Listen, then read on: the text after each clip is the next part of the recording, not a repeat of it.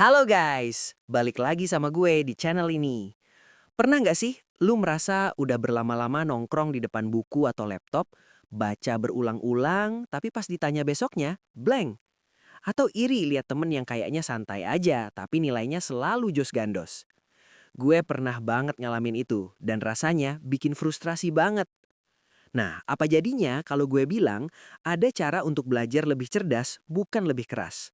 Bahkan menurut penelitian sains, kita bisa belajar jauh lebih efektif, bahkan 10 kali lebih cepat dengan memahami cara kerja otak kita sendiri. Kedengerannya kayak iklan yang terlalu bagus untuk jadi nyata ya. Tapi ini bukan magic guys, ini murni sains belajar alias cognitive science. Di video ini, gue bakal bocorin rahasia-rahasia yang didukung penelitian yang bakal bikin cara belajar lo jadi game changer. Bukan cuma teori, tapi teknik praktis yang bisa lo langsung coba mulai dari sekarang. Jadi, siapin catatan dan mari kita selami. Bagian 1. Mengapa cara belajar kita selama ini sering salah? Sebelum masuk ke solusinya, kita harus pahami dulu musuh utamanya. Gue yakin banget, kebanyakan dari kita selama ini pakai cara belajar yang inefisien tanpa sadar. Apa aja? Pertama, maraton belajar atau SKS, sistem kebut semalam. Otak kita itu kayak otot guys, bisa capek. Penelitian nunjukin kalau kemampuan otak untuk fokus dan mengingat informasi baru itu turun drastis setelah sekitar 25-50 menit. Pas kita paksa ngemaraton 4 jam nonstop, sebagian besar dari jam-jam terakhir itu sia-sia. Yang kita ingat cuma rasa capeknya. Kedua, metode pasif, membaca ulang dan mencatat ulang. Ini favorit banget. Baca buku bab 1, terus bab 2, terus ulang lagi dari bab 1 karena lupa. Atau menyalin ulang catatan dengan warna-warni yang aesthetic banget. Menurut penelitian yang diterbitin di jurnal Psychological Science in the Public Interest, metode baca ulang dan catat ulang ini termasuk yang paling tidak efektif buat menyimpan informasi jangka panjang. Kenapa? Karena otak kita nggak aktif berpikir. Kita cuma sekedar mengenali kata-kata yang udah familiar, tapi nggak benar-benar menarik informasi itu keluar dari memori. Ketiga, multitasking. Belajar sambil scroll Instagram, balas chat, dengerin lagu yang liriknya kita apal. Otak kita sebenarnya nggak bisa multitasking. Dia cuma bisa task switching, alias pindah-pindah fokus dengan cepat. Setiap pindah butuh energi dan waktu buat reload konsentrasi ke materi belajar. Akibatnya, belajar jadi lama, pemahaman cetek, dan mudah lupa. Nah, kalau cara-cara di atas adalah masalahnya, lalu apa solusi berbasis sainsnya? Ini dia intinya guys. Bagian 2. Dua prinsip dasar otak belajar. Sebelum ke teknis, kita ngerti dulu dua prinsip kunci. Otak itu penulis, bukan fotokopi. Otak kita bukan kamera yang merekam semua informasi persis seperti aslinya. Dia adalah penulis yang aktif menyusun ulang, menghubungkan, dan memberi makna pada informasi baru. Makin aktif dia menulis, alias memproses, makin kuat ingatannya. Memori itu diperkuat dengan retrieval, bukan penyimpanan. Bukan seberapa sering kita memasukkan informasi ke otak, tapi seberapa sering kita mengeluarkannya dari otak. Proses mengeluarkan ingatan itu disebut retrieval, justru yang memperkuat jalur saraf ingatan tersebut. Dari dua prinsip ini, lahirlah teknik-teknik jitu berikut. Bagian 3. Teknik hashtag 1, active recall atau mengingat aktif. Ini adalah raja dari semua teknik belajar, guys. Active recall artinya secara aktif mengusahakan untuk mengingat informasi dari memori otak tanpa melihat catatan atau sumber. Ini kebalikan dari membaca ulang yang pasif. Cara praktisnya gimana? Gunakan kertas kosong. Setelah baca satu bab, tutup bukunya. Ambil kertas kosong dan tulis semua yang bisa lo ingat tentang bab itu. Poin-poin kunci, rumus, konsep, jangan peduli rapi atau enggak. Habis itu, baru buka buku dan cek apa yang kelewat. Buat soal sendiri.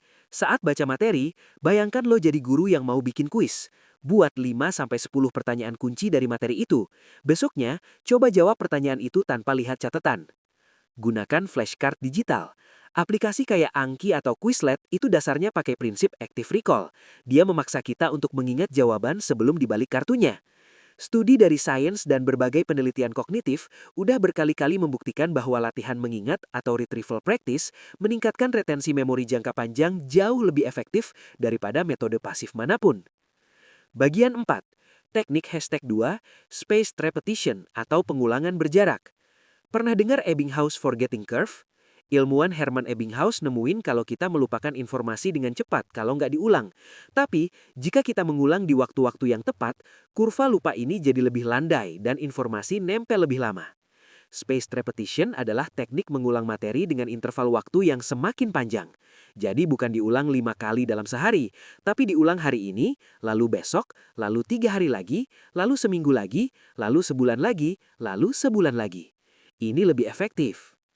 Cara aplikasinya gimana? Jadwal belajar yang direncanakan. Kalau ujiannya 30 hari lagi, jangan belajar semua di hari ke-39. Pecah materi dan review materi hari pertama di hari kedua, kelima, ke-15, dan ke-28. Ini lebih efektif.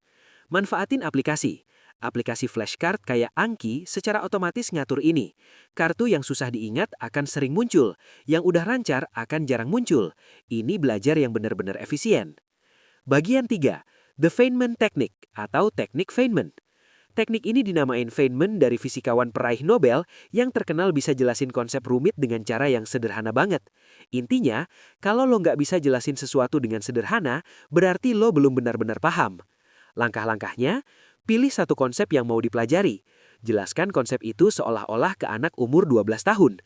Pakai bahasa yang sederhana, analogi, hindari jargon teknis.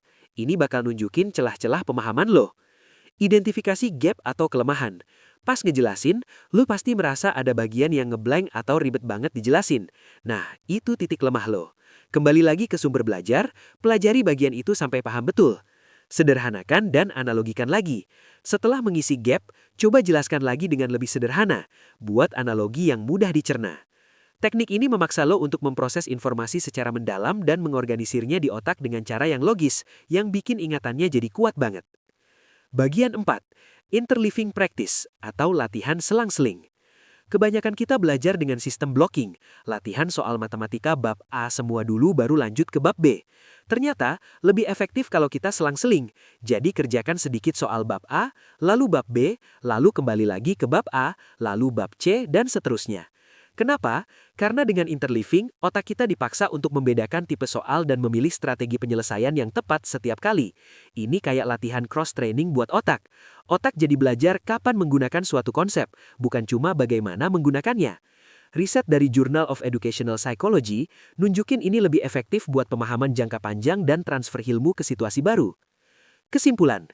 Oke guys, jadi gue bakal rangkum keempat pilar belajar 10 kali lebih cepat tadi. Active recall, jangan cuma baca, tapi paksa otak lo untuk mengingat. Gunakan kertas kosong, buat soal, pakai flashcard. Spaced repetition, atur jadwal pengulangan dengan jarak. Lawan forgetting curve dengan repetisi yang strategis.